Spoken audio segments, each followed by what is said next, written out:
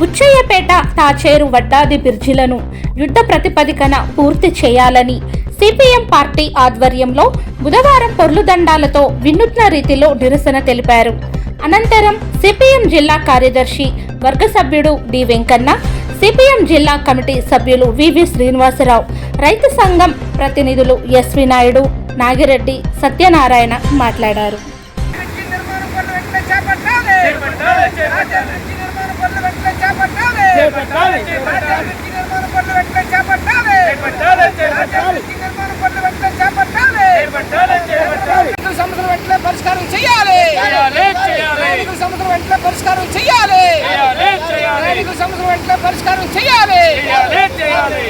సోడవరం సమీపంలోని తాచేరు నది ఏదైతే ఉందో ఈ నది మీద ఉన్నటువంటి బ్రిడ్జి పూర్తిగా కుంగిపోయి కొట్టుకుపోయింది.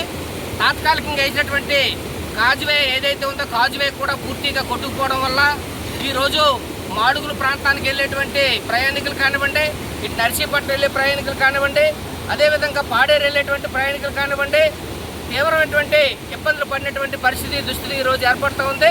పైనుంచి విశాఖపట్నం వెళ్ళాలన్నా, అనకాపల్లి వెళ్ళాలన్నా ఇటు పక్క నుండి గిరిజనులు, అనేక మంది పేదలు, రైతులు, కూలీలు ఈరోజు తీవ్రమైనటువంటి ఇబ్బందులు పడినటువంటి పరిస్థితులు ఈరోజు కనిపిస్తూ ఉన్నాయి.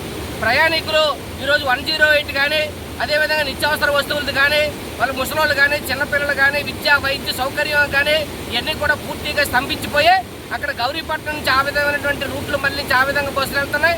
ఈ పక్క నుంచి సీడ్కార్ పై నుంచి బస్సులు మళ్ళించి ఈ విధంగా చేస్తుంటారు. దీనివల్ల తీవ్రమైనటువంటి జాప్యం జరిగి లేట్ అయ్యి ఈరోజు సకాలంలోని ఉద్యోగస్తులు కూడా ఈరోజు ఉద్యోగానికి సక్రమంగా టైంకి వెళ్ళలేనటువంటి పరిస్థితి ఈరోజు ఏర్పడింది. ప్రభుత్వం ఏమో ఉచిత బస్సులు ఏర్పాటు చేసింది, కానీ ఆ బస్సులు ఈరోజు ప్రజలు, మహిళలు ఉపయోగించుకునేటువంటి పరిస్థితి ఈరోజు లేదు. బస్సులు తిరగకపోవడం వల్ల ఈరోజు మొత్తం రైతాంగం అనేకటువంటి ఇబ్బందులు పడి, కూలీలు ఇబ్బందులు పడి ఈరోజు ప్రయాణికులు, ఉద్యోగస్తులు, ముసలోళ్ళు, చిన్నపిల్లలు తీవ్రమైనటువంటి ఇబ్బందులు గురైనటువంటి పరిస్థితి ఈరోజు కనిపిస్తుంది. ఈ బ్రిడ్జి మీద, ఈ కాజువే మీద అనేక మంది నిరసన తెలియజేసి ప్రభుత్వం దృష్టికి తీసుకెళ్ళినా కానీ ప్రభుత్వం సేవ కుట్టినట్టయినా ఈరోజు లేదు.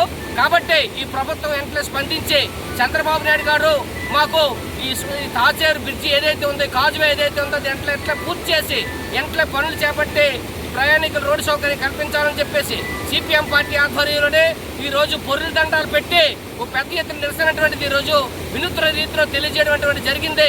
ప్రభుత్వం వెంటనే పవన్ కళ్యాణ్, చంద్రబాబు నాయుడు స్పందించి వెంటనే ఈ తాచేరు బ్రిడ్జిని తాత్కాలిక కాజువేని వెంటనే చేపట్టి అక్కడ ఉన్నటువంటి బ్రిడ్జి ఏదైతే ఉందో బ్రిడ్జి పనులు వెంటనే పూర్తి చేయాలని చెప్పేసి, చేయకపోతే మేము సిపిఎం పార్టీగా పెద్ద ఎత్తున ఆందోళన చేస్తామని చెప్పేసి స్పష్టం చేస్తూ ప్రభుత్వాన్ని డిమాండ్ చేస్తూ ఉన్నాం. నా పేరు వివి శ్రీనివాసరావు. నేను సిపిఎం పార్టీ అనకాపల్లి జిల్లా కమిటీ సభ్యులు. ఈరోజు ప్రధానంగా 3 జిల్లాలకు సంబంధించిన కాజువే ఇది.